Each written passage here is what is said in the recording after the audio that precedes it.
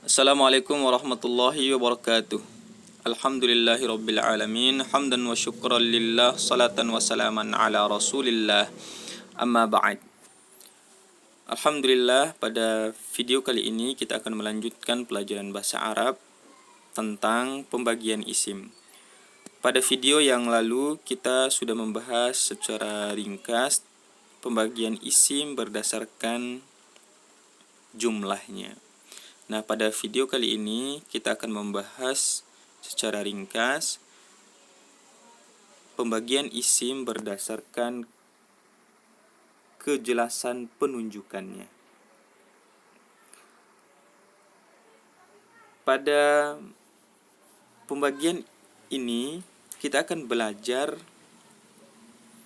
bahwa pembagian isim ditinjau dari segi kejelasannya itu dibagi dua. Ada isim nakirah dan isim ma'rifah. Nah, sebagian kita pernah mendengar ada istilah isim nakirah, isim ma'rifah. Kedua istilah ini adalah pembagian isim ditinjau dari segi kejelasan penunjukannya. Yang pertama, isim nakirah.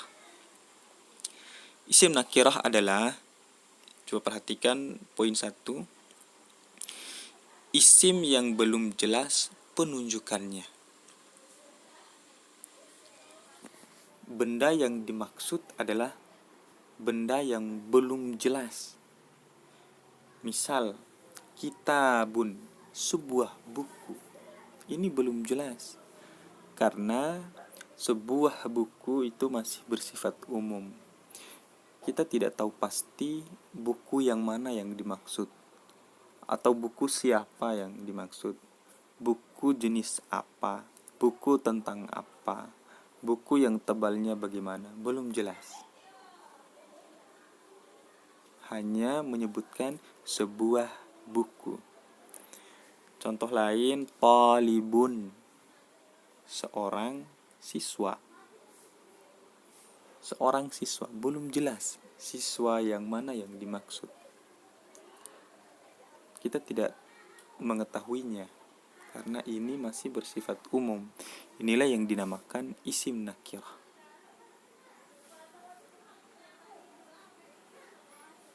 Nah, biasanya isim nakirah ini diakhiri dengan tanwin, bunyi an, in, un, meskipun tidak semua. Tapi secara umum isim nakirah isim yang tidak beralif lam dan berbunyi an atau in atau un pada akhir katanya. Berikutnya, pembagian isim ditinjau dari kejelasannya ada isim ma'rifah, kebalikan dari isim nakirah. Kalau nakirah belum jelas, ma'rifah ini sudah jelas penunjukannya. Sudah jelas. Nah, pembagian isim ma'rifah ini ada beberapa kelompok. Yang termasuk dalam isim ma'rifah ini, satu, ada isim dhamir. Isim dhamir. Dhamir itu digolongkan ke dalam isim dalam bahasa Arab, atau kata ganti orang.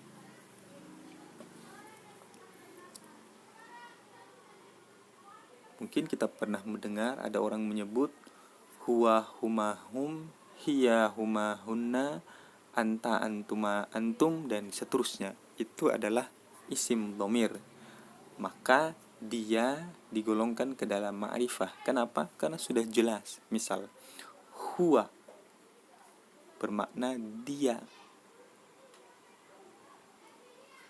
Nah, kalau kita menyebutkan kata dia, maka penunjukannya sudah jelas. Yang dimaksud adalah dia, bukan kamu, bukan mereka, bukan saya, bukan kami, dan lain sebagainya. Itu yang pertama, isim dhamir. Itu tergolong kepada isim ma'rifah. Yang kedua, isim isyarah, kata penunjuk atau kata tunjuk. Dalam bahasa Indonesia misal ini, itu. Dalam bahasa Arab ada hadza, ada hadhihi, ada dzalika, ada tilka, ada hadzani, hatani, dzanika, tanika, dan sebagainya. Itu adalah kelompok isim ma'rifah. Kenapa? Misal hadza bermakna ini. Ini artinya sudah jelas bahwa yang dimaksud adalah benda, yang dimaksud adalah ini, bukan yang itu, bukan yang di sana, bukan yang di situ, tapi yang ini. Nah, makanya dia tergolong ma'rifah. Poin C, isim mausul atau kata sambung ini tergolong isim ma'rifah. Misal ada alladzi, allati, nah, itu isim. Isim dia. Misal menemukan kata alladzina dalam Al-Quran, itu alladzina termasuk ada isim, dan isimnya tergolong kepada isim ma'rifah. Ini isim mausul bermakna yang. Kemudian kelompok yang tergolong pada isim ma'rifah adalah isim alam, nama orang, nama tempat. Misal Muhammadun, ma'rifah jelas, yang dimaksud adalah Muhammad, bukan yang lain. Sufyan, Ahmad, Fatimah, nama tempat Jakarta, Yogyakarta, Bandung, dan lain sebagainya. Kemudian yang tergolong kepada isim ma'rifah berikutnya adalah isim yang diawali alif dan lam. Setiap isim yang diawali alif lam maka dia tergolong isim ma'rifah. Contoh tadi kitabun, sebuah buku. Ketika dimasuki alif lam berubah menjadi al-kitabu. Maknanya juga berubah. Kalau tadi sebelum ada alif lam bermakna sebuah buku, setelah dimasuki alif lam maknanya menjadi buku itu. Rasakan perbedaan maknanya buku itu dan sebuah buku. Buku itu sudah jelas penunjukannya bahwa yang dimaksud adalah buku yang itu, bukan buku yang ini, dan lain sebagainya. Al-madrasatu, sekolah itu.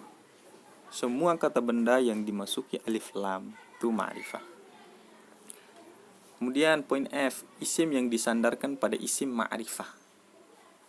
Sudah disebutkan isim ma'rifah sebelum ini tadi, maka apabila ada kata yang disandarkan kepada salah satunya, maka dia tergolong ma'rifah. Misal kitabun disambung dengan dhamir hu, kitabuhu, maka kitabuhu ma'rifah. Atau disambung dengan dhamir ana, kitabi, ada penambahan ya mati di bagian belakang, kitabi menjadi buku saya, itu ma'rifah.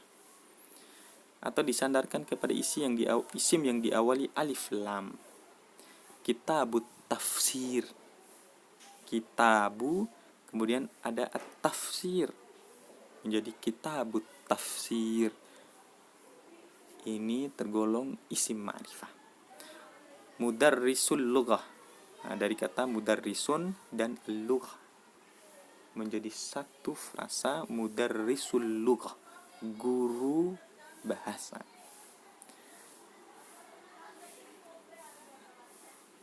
Jadi pengelompokan isim berdasarkan kejelasannya ada nakirah, ma'rifah. Ma'rifah ada 7, ada 6 sampai poin F. Nah, mari kita lihat catatan. Isim nakirah biasanya mempunyai harokat akhir yang bertanwin. Muslimun, seorang muslim. Misbahun, sebuah lampu. Qalamun, sebuah pulpen. Sirwalun, sebuah celana. Masjidun, sebuah masjid. Nah, catatan kedua, nama orang walaupun bertanwin tetap dikatakan sebagai isim ma'rifah dan bukan sebagai isim nakirah. Muhammadun, Khalidun, ada tanwin tapi dia tergolong ma'rifah. Demikian video pada kali ini, mudah-mudahan ada manfaatnya buat kita semua. Assalamualaikum warahmatullahi wabarakatuh.